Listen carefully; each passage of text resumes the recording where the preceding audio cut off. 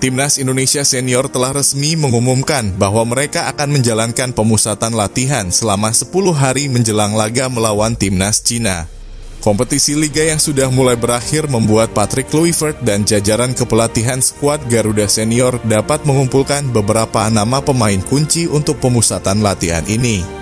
Laga melawan Timnas Cina akan menjadi pertandingan yang sangat penting, mengingat Timnas Indonesia harus benar-benar tampil maksimal dan mengamankan 3 poin penuh pada laga kandang terakhir di putaran ini. Jika Timnas Indonesia berhasil memenangkan pertandingan atas Timnas Cina, maka peluang untuk lolos ke putaran selanjutnya akan semakin besar. Terlebih jika Indonesia juga mampu menahan imbang Jepang atau bahkan memenangkan pertandingan tersebut. Oleh karena itu, pemahaman taktik yang mendalam akan menjadi poin kunci keberhasilan Patrick Kluivert dalam laga ketiganya bersama Timnas Indonesia. Melihat laga terakhir melawan Timnas Bahrain, Timnas Indonesia tampil solid dengan formasi 3-4-3 dan bermain mengandalkan serangan balik cepat yang sangat stabil.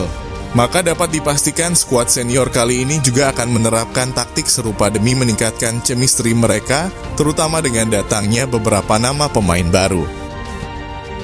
Berikut ini adalah prediksi line-up yang akan digunakan oleh Patrick Kluivert dalam laga antara Timnas Indonesia melawan Timnas Cina di putaran ketiga kualifikasi Piala Dunia 2026.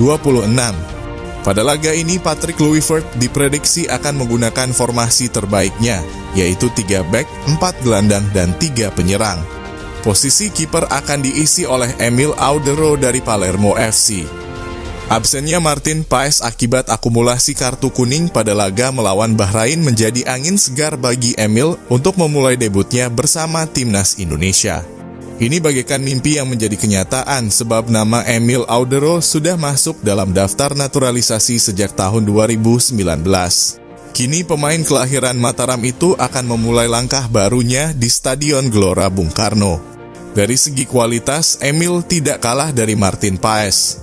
Dengan tinggi badan 192 cm, ia unggul dalam duel udara, punya refleks cepat, dan mampu menghadapi tendangan keras lawan. Emil Audero adalah salah satu kiper potensial yang kini bermain di kasta kedua Liga Italia. Dalam 5 tahun terakhir, ia pernah membela tim besar di Italia dan telah mengoleksi 4 Piala Liga meskipun didapat sebagai kiper pelapis ketiga. Namun pengalaman dan kualitasnya tak perlu diragukan lagi. Perannya akan sangat krusial pada laga melawan Cina 5 Juni mendatang.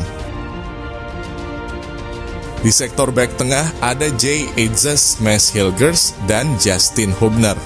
Wibawa Jay Itzes di atas lapangan menjadikannya salah satu kapten terbaik skuad Garuda. Debutnya saat melawan Vietnam sangat menonjol dalam bertahan dan membangun serangan. Bersama Mads Hilgers dan Justin Hubner, ia membentuk tembok kokoh pertahanan. Posturnya besar dan tinggi membuatnya unggul dalam duel udara, terutama saat situasi bola mati. Sejauh ini Bang J sudah mencetak 2 gol lewat sundulan. Dengan tinggi 190 cm, Jay Itzes bakal ditugaskan untuk meladeni duel-duel udara para pemain Cina. Sedangkan Mads Hilgers akan kembali memperkuat Timnas Indonesia setelah di laga melawan Bahrain kemarin sempat absen karena cedera yang dialaminya. Dia akan berduet dengan Jay Itzes untuk mengawal Emil Audero dari serangan Cina yang dinilai mempunyai serangan balik yang berbahaya. Mads Hilgers akan bekerja keras untuk membantu Timnas Indonesia meraih kemenangan dan bisa melaju ke babak selanjutnya. Sedangkan Justin Hubner juga tampil gemilang bersama Timnas Indonesia ketika melawan Timnas Bahrain. Beberapa penyelamatan sukses diperlihatkan oleh Justin Hubner. Meski usianya terbilang masih muda, namun keberanian pemain ini patut diapresiasi. Bek yang dikenal memiliki aura tak kenal kompromi ini bermain lebih santun saat melawan Bahrain kemarin. Pasalnya dia mampu bermain hingga akhir tanpa mendapatkan kartu kuning maupun merah. Dengan tinggi badan 182 cm, Justin Hubner punya keunggulan dalam duel udara dan duel fisik melawan lawannya. Kemampuannya sebagai bek tengah membuatnya sering dipercaya menjaga lini belakang dan bahkan bermain sebagai gelandang bertahan. Selanjutnya untuk sektor fullback kanan dan fullback kiri bakal diisi oleh Sandy Walsh dan Kelvin Verdong. Hadirnya Kevin Dix membuat Sandy Walsh selalu menjadi pemain cadangan di skuad Garuda saat ini. Dalam beberapa pertandingan, serangan timnas Indonesia bisa menjadi kurang efektif ketika Kevin Dix tidak bisa tampil dengan maksimal seperti yang terjadi dalam laga melawan Australia. Apalagi Kevin Dix untuk saat ini mengalami cedera bersama klubnya. Sandy Walsh nampaknya sangat cocok untuk menjadi starter saat timnas Indonesia melawan timnas Cina di 5 Juni mendatang. Sedangkan Kelvin Verdonk, kita sudah mengetahui betapa apiknya sosok pemain yang satu ini. Sejak debut dengan timnas Indonesia, Kelvin Verdonk selalu membuat kagum supporter timnas Indonesia. Terdapat nama Dian James yang saat ini juga selalu memperebutkan posisi pemain terbaik di setiap pekannya di Liga Belanda. Namun nama Kelvin Verdonk tetap akan masuk sebagai pilihan utama dari tim pelatih. Etos kerjanya yang sangat tinggi di dalam pertandingan mampu menjadikannya selalu keluar sebagai pemain pembeda di dalam 90 menit jalannya pertandingan. Verdonk merupakan pemain keturunan yang tidak terlalu memiliki tubuh besar, namun dirinya dapat mengimbangi para pemain lawan yang memiliki tinggi di atasnya. Kelvin Verdonk tercatat lebih memiliki pengalaman ketimbang bek kiri lain di timnas Indonesia. Selain karena usianya yang lebih matang, dirinya juga telah dipercaya menjadi salah satu pemain inti di klubnya. Sedangkan untuk sektor gelandang tengah di mana posisi ini bakal ditempati oleh Joy Pelopessy dan Tom Haye. Joy Pelopessy sudah menjalani debutnya bersama skuad Garuda saat timnas Indonesia melawan Bahrain. Ia bermain full 90 menit penuh. Ia juga mencatatkan 85% umpan akurat. Joy Pelopessy dikenal sebagai pemain yang tidak mudah kehilangan bola dan mampu memenangkan duel-duel fisik di lini tengah. Posturnya yang kokoh dan staminanya yang prima membuatnya bisa bertarung dengan lawan-lawan yang lebih besar dan kuat.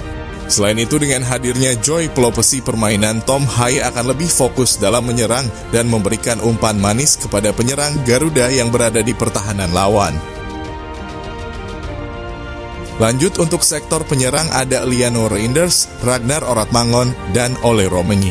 Dalam laga melawan Cina nanti, bintang muda Indonesia yaitu Marcelino Ferdinand dipastikan bakal absen karena akumulasi kartu. Patrick Kluivert mungkin bakal memasang Liano Reinders sebagai pengganti Marcelino. Permainannya yang praktis dan mampu memberikan ancaman, bukan tidak mungkin Patrick Kluivert bakal memasang Liano Reinders sebagai starter. Sedangkan Oratmangon kembali tampil saat melawan timnas Bahrain kemarin. Penampilannya tidak terlalu memukau pada saat menghadapi Bahrain. Sebagai winger, Ragnar dikenal memiliki kecepatan dan ketangguhan fisik yang baik. Hal ini membuatnya efektif dalam melakukan serangan dan menguasai bola. Sejak awal debutnya bersama timnas Indonesia, Ragnar Oratmangon sudah mencatatkan 2 gol di putaran ketiga ini. Semoga saja Ragnar bisa mencetak gol saat melawan Cina nanti. Sedangkan Ole Romeni akan menjadi ujung tombak di lini depan skuad Garuda. Ia dikenal sebagai striker yang haus gol dan memiliki penyelesaian akhir yang mumpuni. Dengan tinggi 185 cm, Romeni memiliki postur tubuh yang kuat dan mampu unggul dalam duel udara serta memiliki kemampuan dribble yang baik. Sejak awal debutnya, Ole Romeni sudah mencetak 2 gol untuk timnas Indonesia. Dengan kehadiran Romeni di lini serangan, timnas Indonesia kini mendapatkan amunisi penting dalam sisa pertandingan kualifikasi Piala Dunia 2026. Maka tak heran jika pemain asal Oxford United ini selalu menjadi andalan utama di lini depan skuad Garuda. Itulah prediksi formasi timnas Indonesia versus timnas Cina. Pelatih Patrick Kluivert diperkirakan akan menurunkan formasi terbaik untuk mengalahkan timnas Cina. Semoga skuad Garuda bisa meraih kemenangan besar dan membuka jalan lebar menuju Piala Dunia 2026.